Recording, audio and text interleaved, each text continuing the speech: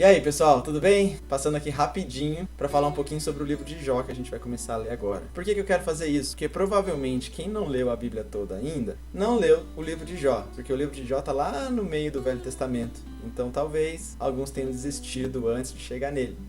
E agora que a gente está lendo em ordem cronológica, ele já é o segundo livro, então todos aqui estão nele, certo? E aí eu quero dividir esse vídeo, esse resumo, em duas partes. A primeira é falar quem foi Jó, bem rapidinho, e a segunda é como é feita a divisão desse livro e como é a leitura que a gente vai estar fazendo dele. Vocês se lembram então que a gente está fazendo uma leitura em ordem cronológica, seguindo os eventos de acordo com o tempo que eles aconteceram. E nós cremos que Jó realmente existiu, ele foi uma pessoa que andou sobre a terra. Porque alguns estudos dizem que Jó foi só uma metáfora, mas nós cremos que ele realmente existiu. Ele é até citado no livro de Ezequiel, em Ezequiel capítulo 14, no verso 14, tá lá o nome dele. Então nós cremos que Jó realmente existiu.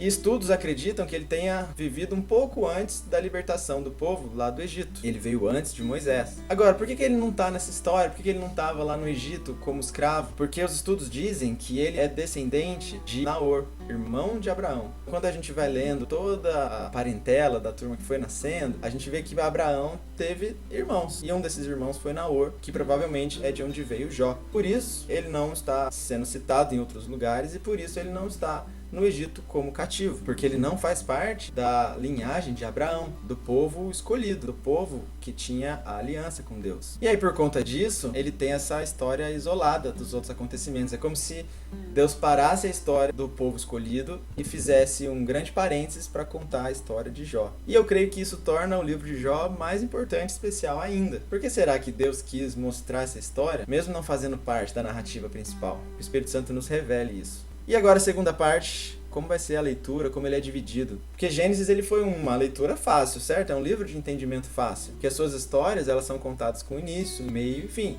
Jó é um pouquinho diferente, porque ele é um livro poético, um pouquinho mais difícil de compreender. Inclusive, se vocês tiverem acesso a uma Bíblia com uma tradução mais simples, eu recomendo você ler Jó em uma tradução mais simples, porque ele pode ser um pouquinho complexo, confuso em alguns momentos. Uma dica muito importante, se você ainda não faz isso, comece a fazer, por favor. Ore antes de cada leitura, para que o Espírito Santo abra o seu entendimento e mostre os diversos tesouros incríveis, maravilhosos e especiais que você vai ver dentro desse livro que é tão lindo. Como é que é a divisão do livro de Jó? A primeira parte do livro mostra principalmente todos os desastres que aconteceram na vida dele. E aí ele é visitado por 3 amigos. Eles ficam lá no chão com ele, chorando por 7 dias sem falar nada um com o outro. Passados esses 7 dias, eles começam diálogos. Esses diálogos são divididos em 3 rodadas. Uma primeira rodada, onde cada um dos amigos falam, colocam seus argumentos de que eles acreditam que Jó estava em pecado, e Jó se defende dizendo quão santo, e quão legal, e quão bondoso ele era. E depois tem uma segunda rodada de argumentação dos amigos e também de Jó, e uma terceira rodada deles murmurando, lamentando e acusando, e Jó tentando se defender, se justificar, explicar cada uma das acusações que ele estava recebendo. E aí, passados esses 3 diálogos, já vai chegar no final do livro de Jó, onde aparece um sujeito novo, um rapazinho mais jovem, chamado Eliú.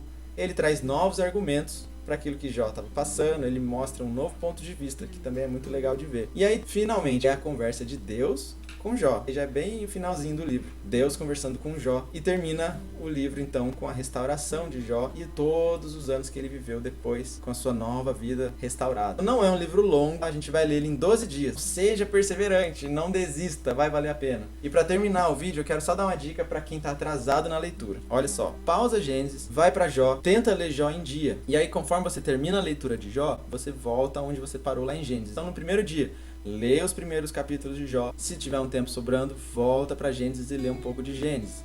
No segundo dia, leia a leitura de Jó do dia e volta para o que resta de Gênesis. E aí assim você vai seguindo até ficar em dia.